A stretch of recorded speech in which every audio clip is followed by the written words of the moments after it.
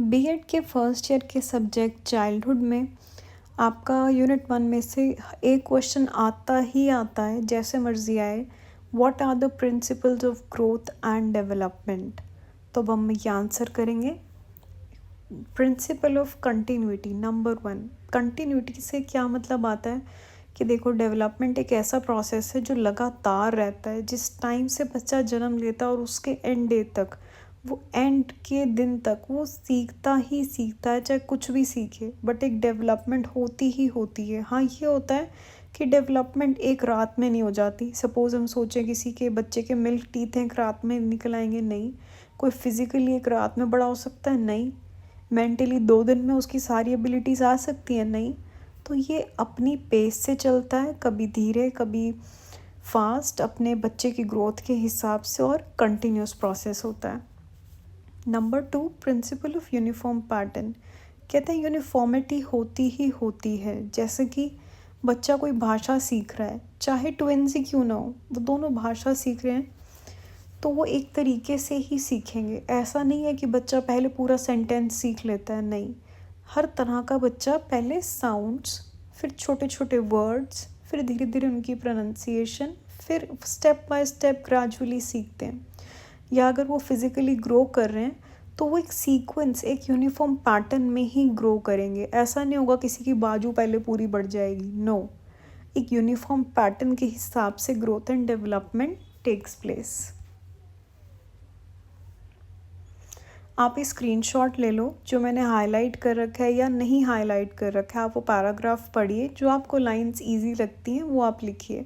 मैं आपको एक रूट मतलब बता रही हूँ, जिस मतलब को आप सुन के आप खुद से भी कंटेंट लिख सकते हैं। Third, principle of individual differences. कह रहे हैं देखो, यूनिफॉर्म पैटर्न से ग्रोथ होती तो है, फिर भी हर बच्चे की एक अपनी स्पीड होती है समझने की। सपोज़ क्लास में 4 बच्चे बैठे हैं, आप उनको एक ही टॉपिक समझा रहे हो, ठीक है। आप लोग ही वीडियो देख रहे हो, ये सपोज़। हो सकता है कोई बच्चा फटाफट समझ जाए, हो सकता है कोई बच्चा वीडियो रिपीट करके देखे, हो सकता है किसी को समझ ही ना आए। तो हर एक की अपनी एबिलिटी होती है हर चीज़ को ग्रास्प करने की। हर एक में एक इंडिविजुअल डिफरेंस होता है। All right. Number 4, principle of joint product of heredity and environment. जो हेरिडिटी है, मतलब कि हमने जो अपने माँ बाप से जीन्स लिए हैं, हम उनके हिसाब से गए। हमारे पेरेंट्स टॉल हैं, हम टॉल हैं। हमारे पेरेंट्स शॉर्ट हैं, हम शॉर्ट हैं। फादर में गुस्सा है, बच्चे में गुस्सा आया हुआ है, ठीक है। और एनवायरनमेंट, एनवायरनमेंट मतलब कि जो हम पैदा होने के बाद अपने आसपास द्वारा चीज़ों से सीखते हैं। फैमिली में किस तरीके से बैठ के खाना खा रहे हैं, हम वो सीखते हैं। स्कूल में एजुकेशन है, हम वो सीखते हैं। तो जो भी हमारी ग्रोथ एंड डेवलपमेंट है, वो जॉइंट प्रोडक्ट है किसका? हेरिडिटी और एनवायरनमेंट का। और हेरिडिटी फाउंडेशन है एनवायरनमेंट की। Principle of total development number 5। Total development मतलब कि हर बच्चे की social, mental, physical, emotional development इकट्ठे ही होती है। ऐसे नहीं होता कि पहले बच्चा दिमाग से बड़ा होता है फिर शरीर से, नहीं। हर तरह की ग्रोथ बच्चे की, हर जो हमारी ह्यूमन पर्सनालिटी की एस्पेक्ट होती है, वो साइमल्टेनियसली ही ग्रो करते हैं। 6th, principle of maturation and learning. ये कहता है कि देखो, मैच्योरेशन और लर्निंग इकट्ठे इकट्ठे चलते हैं। सपोज़ कोई टास्क है, ठीक है, अब बच्चे को वो करना है, उसके लिए उसको फिज़िकली इतना मैच्योर होना चाहिए। सपोज़ इतनी हाइट होनी चाहिए, पर अगर इतनी हाइट नहीं है, इतनी आपकी फ़िज़िकल मैच्योरिटी नहीं आई, तो आप वो टास्क नहीं सीख पाएंगे। इसलिए कहते हैं कि बॉडी की मैच्योरेशन और लर्निंग प्रोसेस कॉम्प्लीमेंट्री होते हैं, साथ साथ चलते हैं। 8th, principle of variation. इसके अंदर ये सिखाता है कि देखो, जो ग्रोथ है, पहले जब बच्चा पैदा होता है उसकी फास्ट होती है। जैसे ही वो चाइल्डहुड में आता है उसकी फ़िज़िकल ग्रोथ स्लो हो जाती है, और जब वो पूरा मेच्योर हो जाता है तो ग्रोथ रुक ही जाती है। इसे कहते हैं स्पीड का फ़र्क आ गया ना, वेरिएबल। तो इसलिए प्रिंसिपल ऑफ वेरिएशन। 9th मैंने छोड़ा हुआ है, principle of development from general to specific number 10। सुनो इसका मतलब, जैसे कि जो भी छोटा बच्चा होता है, हम सब भी जब सीखते थे चीज़ें, हम पहले बहुत जनरलाइज्ड कॉन्सेप्ट सीखते थे, फिर स्पेसिफिक पे आते थे। जैसे कि हम पहले बचपन में कोई भी बर्ड देख रहे हैं, हम बोलते थे बर्ड, चिड़िया। हम ये नहीं बोलते थे 2 साल के इट इज़ अ क्रो, ये स्पैरो जा रहा है, ये पीकॉक है। हम नहीं बोलते थे, हम सबको कहते थे चिड़िया।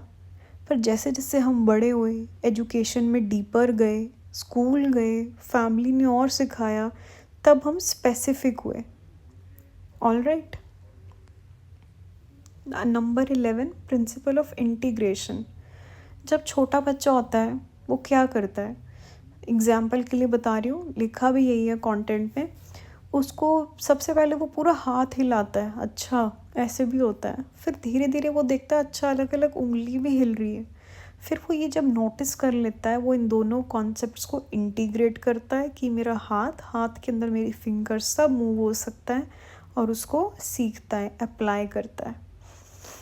Number 12, principle of cumulation. इसमें सिखाते हैं कि देखो, जो भी हम बचपन से सीखते आ रहे हैं ना, उसका असर आगे भी होता है, उसी के ऊपर हम नई चीज़ें सीखते हैं। हमारे प्रायर एक्सपीरियंसेस बहुत मैटर करते हैं, तो हमारी जो डेवलपमेंट है वो क्यूमुलेटिव है। एग्जाम्पल, हम बचपन से सेल्फ लव सीखते आ रहे हैं, फैंसी से ही सेल्फ लव, मैं अपने लिए ये पहनूंगी, मैं इसमें अच्छी लगती हूँ, मैं ये करूँगी। ये चीज़ सिर्फ इन फैंसी में नहीं रहती, ये वैसे ही आपकी एक्सपीरियंसेस के द्वारा आगे ग्रो होती रहती है। Number 15, principle of correlation. ये मैंने 13-14 स्किप करा है, जो अगर आपको चाहो आप रीड करके, अगर आपको ईजी लगे आप ग्रास्प कर सकते हो। Number 15, principle of correlation. Correlation है, वो कहता है देखो, ग्रोथ एंड डेवलपमेंट ना कोरिलेटेड है। कैसे? सपोज आप फिजिकली हैंडीकैप्ड हो, आप टांग से नहीं चल पा रहे हो, तो क्या आप उतना सोशली एक्टिव हो पाओगे जितना बाकी लोग होते हैं? तो वो कहता है कुछ ना कुछ हैम्पर होता ही होता है, इसलिए growth and development grows together. Number 16, rate of growth and development in male and female. वो कहते हैं जो फीमेल्स हैं ना, वो फिज़िकली एडोलेसेंस में ज़्यादा जल्दी ग्रो करती हैं मेल से। तो ये थे आपके टोटल नंबर ऑफ 16 प्रिंसिपल्स। इसमें से जो भी आपको ईजीएस्ट 10 लगे आप वो पढ़िए। अगर आपको मतलब समझ आ जाए, आप अपने आप कंटेंट लिखिए। सिर्फ जो हेडिंग है ना, principal of continuity, principle of correlation, इनकी हेडिंग्स का रट्टा मार लो। पेपर में हेडिंग लिखो, हेडिंग से अपने आप मतलब याद करो, अच्छा ये स्टोरी थी, और उसको लिखो। That would be the easiest method. फिर भी अगर किसी को कुछ डाउट है, you can comment. Thank you for watching.